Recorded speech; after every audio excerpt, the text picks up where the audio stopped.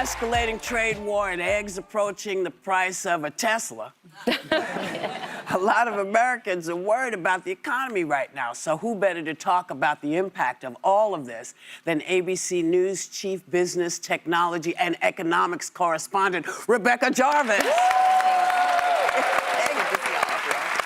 So Joy has the first question. So pocketbook issues drove the election, but now prices are going up. Even though Trump promised on day one everything's going to come down, but it didn't. Job numbers are down, however. Prices are up, job numbers are down. And the stock market plummeted recently.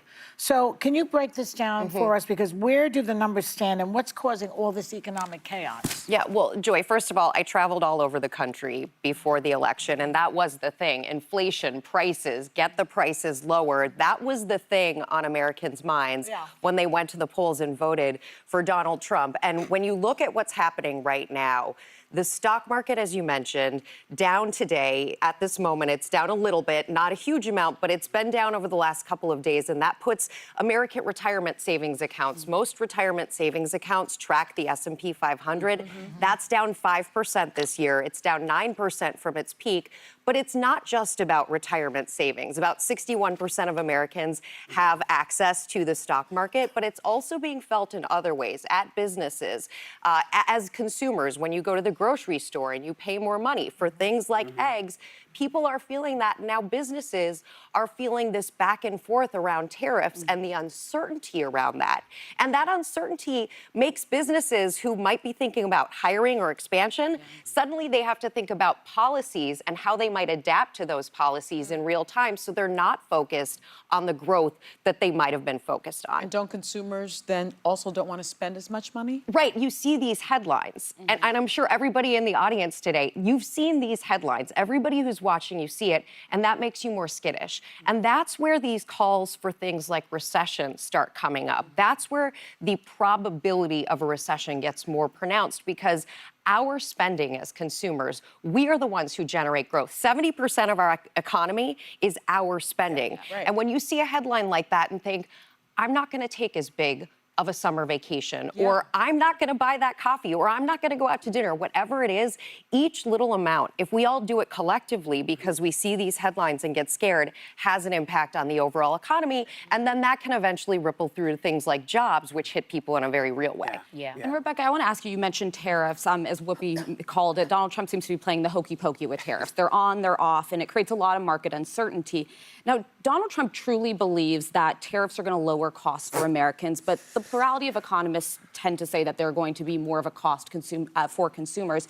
Do you see any scenario where tariffs lower costs for Americans, and how quickly do you think consumers will feel the impacts of these tariffs? So the first thing is how quickly. You will start to feel the impact in the coming days and weeks, because already where we're starting to see those tariffs on things like steel and aluminum, when we start to see tariffs in a greater capacity next month, especially in areas like the grocery store, you're going to start to feel those, because a grocer can't just hoard vegetables and say, well, when the tariffs come, we'll put the old stuff out on the shelves. They have to buy it all real time. The thing that's really hard for businesses, and I talk to a lot of small businesses right now, it's the planning. It's the thinking ahead. And one business, a restaurant owner here in New York yesterday, he called it like riding Space Mountain. He said, it's like, I don't know where to turn. I'm on a roller coaster in the dark.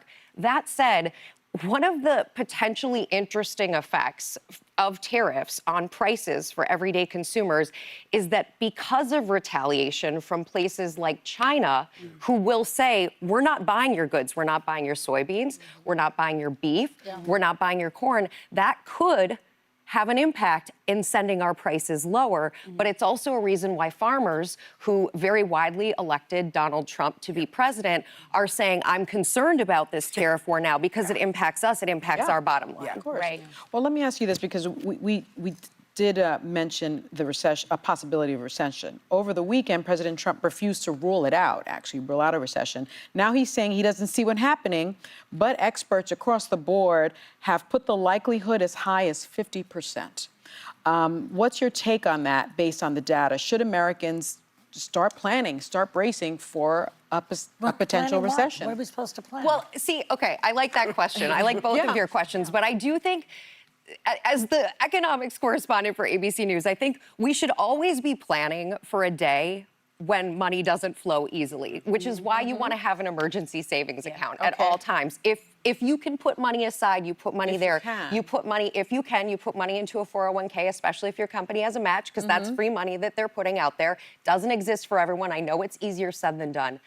As far as the calls for recession are concerned, it's an increasing probability, and the probability increases the longer the uncertainty remains. And again, it goes back to this idea of consumers. Right.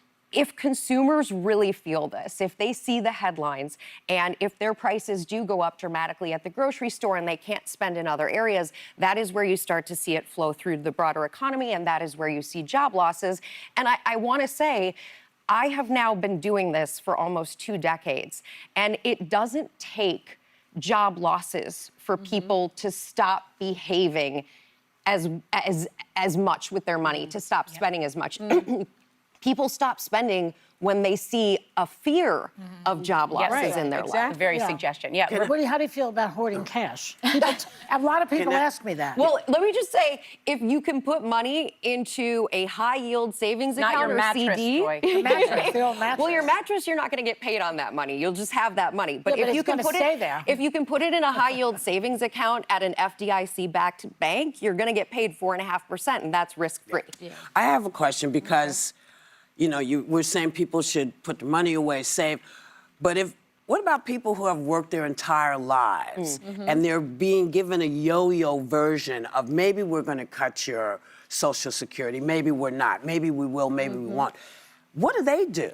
Right. And you see the havoc it has had for businesses with this uncertainty, but certainly for retirees, for people who have relied on Social Security. 73 million people rely on Social Security. For 40% of seniors, it is their only source of income. So it certainly is a concern for people.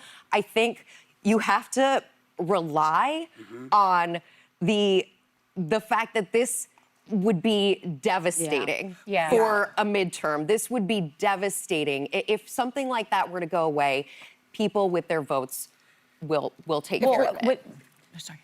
I just want to ask you a quick question. Sure. When we talk about Social Security, whose money is that? It's your money. You paid into it. Yes, you did. It's Whoopi's money. It's all mine. Whoopi paid 98% and the rest of us didn't. But I love it. But doesn't that mean that You're entitled to it. Okay. That's why they call it an entitlement. It's yours. It's not something they are giving you. That's it's right. your money. That's right. Okay, The sorry. way they No, that's Wait. Now, Wait, the just world, wait, Joy, hold while on. all of this All is happening with the economy and it's hurting everyday people, the world's richest man, Elon Musk, is taking a financial hit, which is why President Trump decided to buy a Tesla as a show of support. So I want to ask you, how much have boycotts roiled the company, and how quickly can the brand recover from this kind of public souring? Well, certainly investors are asking that question, and how quickly can it recover? And that's why you see this gigantic hit. The stock is down. It's wiped out $800 billion in value. And you have to also you have to also think about the fact that this is the majority of Elon Musk's wealth. Yes. It is tied up in this company. So if this company goes away, so does his wealth. That is so sad.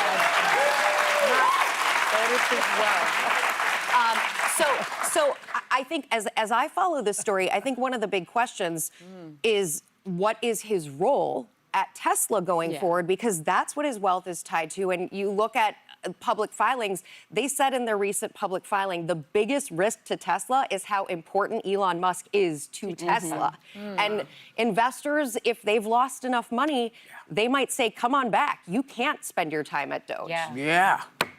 Yeah, something to think about. Our thanks to ABC News Chief Business, Technology, and Economics Correspondent, Rebecca Jarvis. Always a pleasure. Come back.